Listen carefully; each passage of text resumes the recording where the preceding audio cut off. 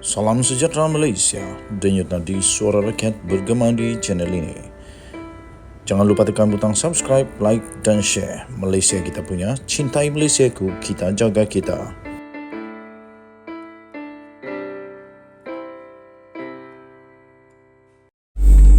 Salam sejahtera Malaysia, denyut nadi suara rakyat bergema di channel ini. Muhyiddin Yassin sudah didakwa 2 kali. Sudah didakwa 2 kali di mahkamah dan dia telah pun diberikan jaminan untuk bebas daripada tahanan. Dia dijamin dengan nilai 2 juta ringgit Malaysia. Tapi sekarang ini heboh di media sosial, warga maya terkejut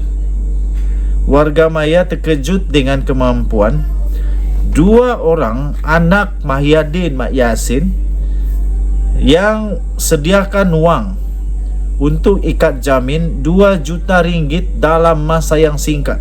Wow, luar biasa.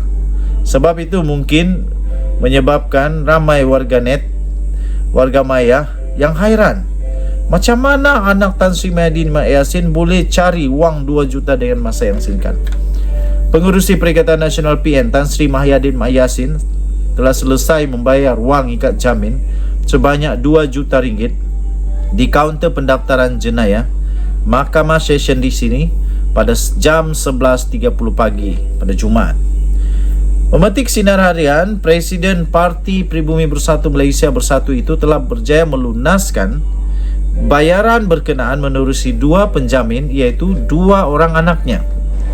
Sebelum beredar meninggalkan kompleks mahkamah, ahli Parlimen Pago itu mengadakan sidang media yang dihadiri oleh puluhan media.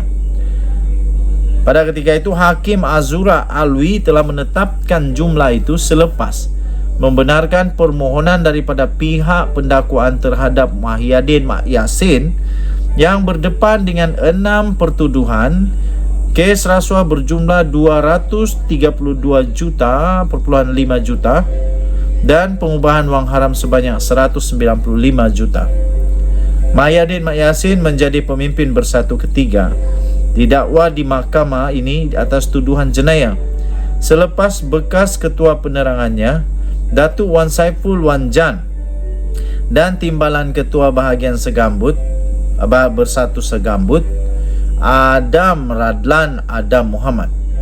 Pada 21 Februari yang lalu, Wan Saiful didakwa di mahkamah ini atas pertuduhan meminta dan menerima rasuah berjumlah 6.9 juta, membabitkan projek Jana Wibawa bernilai 232 juta pada tahun lalu. Bagaimanapun, beliau mengaku tidak bersalah.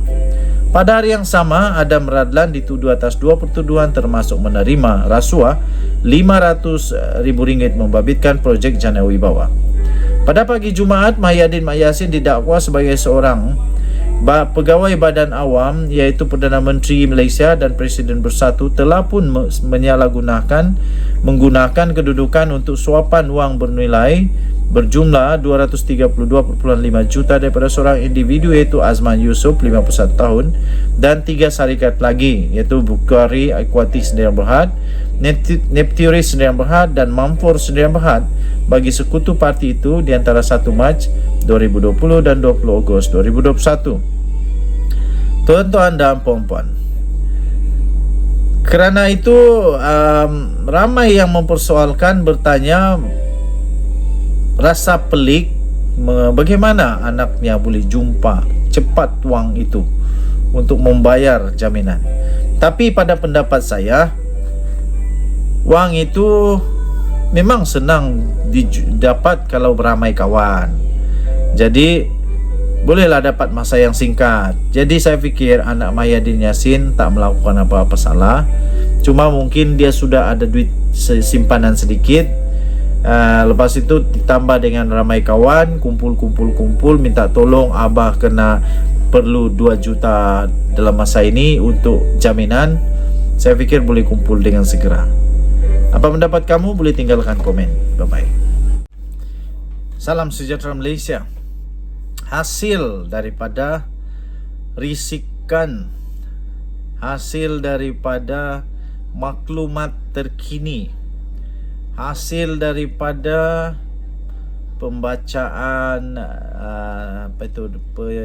penyelidikan, analisis, maka maklumat baru diterima. Maklumat baru diterima bahawa akan ada tangkapan terbaru daripada ASPRM kalau ada kes yang dilihat boleh menyebabkan beliau ditangkap. Dan kes ini lebih parah kerana yang dalam radar ASPRM itu berkenaan dengan kes Jana Wibawa adalah seorang anak pemimpin politik. Anak pemimpin politik dalam radar ASPRM untuk kes Jana Wibawa. Nampaknya kes Jana Wibawa satu kes yang sangat besar dan tak akan mudah untuk selesai.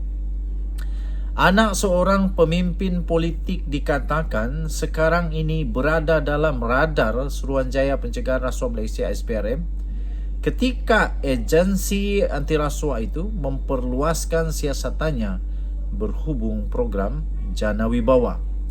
Sumber rapat dengan perkara itu berkata, penahanan lelaki yang dikenali sebagai Datuk Roy yang dipercayai mendalangi kes rasuah dikaitkan dengan program itu mendedahkan bahawa anak ahli politik itu yang juga seorang ahli perniagaan juga disiasat.